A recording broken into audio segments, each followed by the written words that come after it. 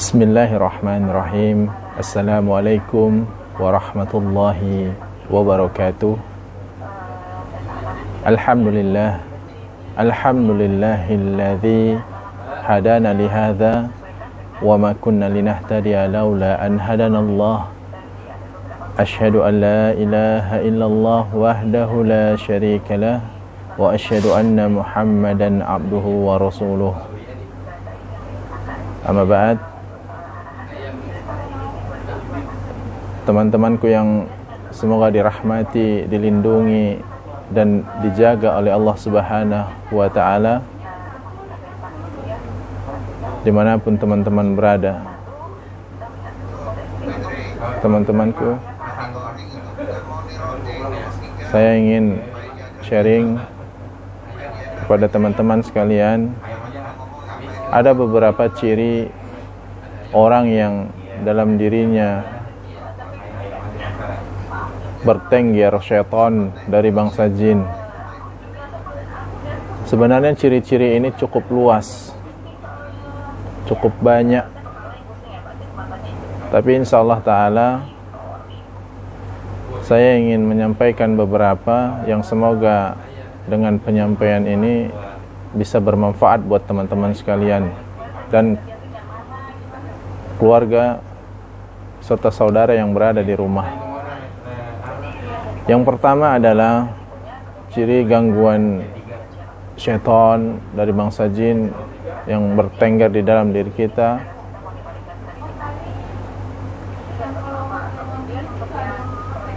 Insomnia, ya, sulit tidur, ya, dan tidurnya sering terjadi di atas jam 1 malam. Efek daripada tidur di atas jam 1 malam tentunya sulitnya dia bangun sholat malam. Dan targetnya adalah berat ketika mengangkat jasadnya untuk sholat subuh berjamaah, baik laki-laki maupun perempuan. Lalu kemudian mimpi bertemu dengan lawan jenis yang sifatnya berulang. Ya. Mimpi bertemu kemudian bercumbu sampai waliyauzubillah melakukan hubungan yang tidak selayaknya dilakukan. Dan itu terus berulang. Dan ini bisa dipastikan bahwa mereka yang mengalami mimpi ini telah disukai oleh syaitan laknatullah alaih. Dengan tujuan apa? Kalau dia sudah berkeluarga, maka tidak ada hasrat lagi dengan pasangannya, baik istri maupun suami. Jarang, bahkan banyak yang enggan untuk melakukan hubungan suami istri. Dan ketika melakukannya pun ini dalam keadaan terpaksa, tidak bersungguh-sungguh, tidak dari hati, tidak menikmati, hanya lepas gugur kewajiban saja. Ini yang bahaya. Kemudian sulitnya para wanita yang berstatus istri mendapatkan keturunan. Dari hasil pengalaman yang saya temui di lapangan, ada yang 4 tahun, 8 tahun, bahkan ada yang 16 tahun. Karena apa? Rasulullah sallallahu alaihi wasallam bersabda, "Inna syaitan yajri min ibni Adam majrad dam." Syaitan itu punya akses atas izin Allah mengalir di dalam aliran darah setiap manusia, baik laki-laki maupun perempuan. Makanya syaitan ini yang menghalangi sel sperma manusia untuk masuk ke indung telur.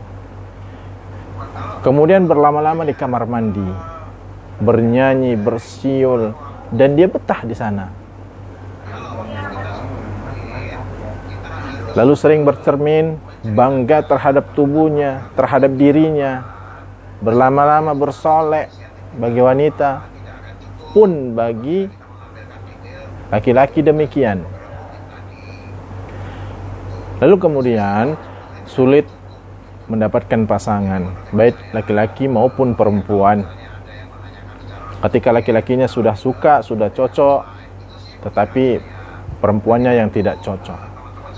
Ketika sudah ta'aruf, berkenalan, kemudian nador, bertemu, sudah saling suka, ternyata tiba-tiba sudah melakukan hari di mana walimatul urs itu akan dilaksanakan, ya, H-3, ya, bahkan H-1, ya, itu dibatalkan oleh pihak laki-laki dan juga perempuan, ya. Bahkan ada yang mengatakan mendapat ilham, bisikan lewat mimpi bahwa pasangan itu tidak baik. Padahal itu semuanya permainan syaitan yang berada di dalam jasadnya. Ini sedikit sekali diketahui oleh teman-teman kita sekalian dimanapun mereka berada. Lalu kemudian sulit untuk hijrah, ya. Beberapa teman kita yang masih sibuk, ya, masih ingin, ya, masih berleha-leha, masih happy-happy, ya, dengan dunianya, yang padahal dia tahu itu perbuatan yang dilarang oleh syariat, ya, seperti pekerjaan yang mengandung riba. Padahal Allah Subhanahu wa taala telah menjelaskan wa ahallallahu bai'a wa harrama riba. Riba haram, jual beli dihalalkan. Tapi orang yang sudah mengetahui itu riba, sulit untuk meninggalkannya. Apa yang membuat dia sulit untuk meninggalkannya? Dia takut rezeki itu tidak datang. Berarti secara tidak langsung dia telah meragukan kemaha perkasaan Allah. Dia telah meragukan bahwa Allah yang maha kaya. Dia tidak yakin bahwa Allah akan memberikan rezeki kepadanya, karena dia telah berhijrah, telah berubah, meninggalkan sesuatu yang dilarang oleh syariat Islam. Inilah fenomena yang banyak kita temukan di lapangan. Padahal kullu nafsin dha'iqatul maut. Kematian itu datang terkadang tanpa isyarat, tanpa pemberitahuan terlebih dahulu. Tidak ada mati itu syaratnya harus sakit terlebih dahulu. Dan semoga Allah Subhanahu wa taala melindungi kita dan keluarga kita dari perbuatan yang dilarang oleh syariat Islam. Kemudian selanjutnya, enggan melakukan ibadah, khususnya sholat 5 waktu. Sekali waktu ada seorang pemuda datang kepada saya dan dia minta tolong untuk diruqyah dengan keluhan, saya ketika mendengar azan ingin rasa mau sholat berjamaah, tetapi berat. Akal, sensor motoriknya dikuasai oleh syaitan, sehingga enggan beranjak dari tempatnya untuk melangkah ke masjid. Padahal syariat telah mengajarkan kita untuk berlindung selalu kepada Allah. Ucapkan a'udzu billahi samiil alimi minasyaitonir rajim. Jikalau kita berat untuk melakukan segala sesuatu kebaikan, khususnya ibadah, akhirnya singkat cerita saya ruqyah. Subhanallah, reaksinya cukup besar, seperti mengerang, urat-uratnya keluar, wajahnya memerah, meraung, seperti ada yang naik dari tubuhnya ke atas.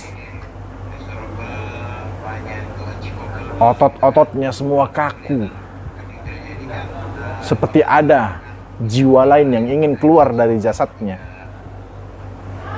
Akhirnya alhamdulillah beliau muntah. Dan saya mohon kepada Allah agar syaitan laknatullah yang menungganginya segera keluar dari jasad hamba tersebut. Alhamdulillah, singkat cerita, selesai pasca ruqyah, beliau kembali, dan atas izin Allah Ta'ala, masuk waktu subuh kala itu, beliau pun dengan mudah pergi sholat subuh berjemaah. Perhatikan, berarti ada syaitan yang menungganginya. Jangan pernah sepelekan kalau ada syaitan laknatullah yang masuk di dalam diri kita. Pasti dia akan menjauhkan kita dari Allah. Pasti dia akan menghancurkan kehidupan kita dan keluarga kita. Pasti dia akan mengarahkan kita kepada lembah kehinaan, lembah keterpurukan, lembah kehancuran. Itulah tujuan syaitan laknatullah, sebagaimana yang diikrarkan pimpinan mereka, yaitu iblis laknatullah alaihi. Syaitan adalah musuh kita, maka perangilah dia dan jadikan dia benar-benar sebagai musuh. Dan kita tidak akan pernah bisa melawannya kecuali Allah bantu kita untuk menyelesaikan semua masalah yang pada saat itu kita hadapi. Mungkin demikian teman-teman sekalian. Masih banyak gangguan-gangguan dari sihir, dari kodam, dari nasab, yang semoga Allah Subhanahu wa Ta'ala melindungi kita dimanapun berada. Wassalamualaikum warahmatullahi wabarakatuh.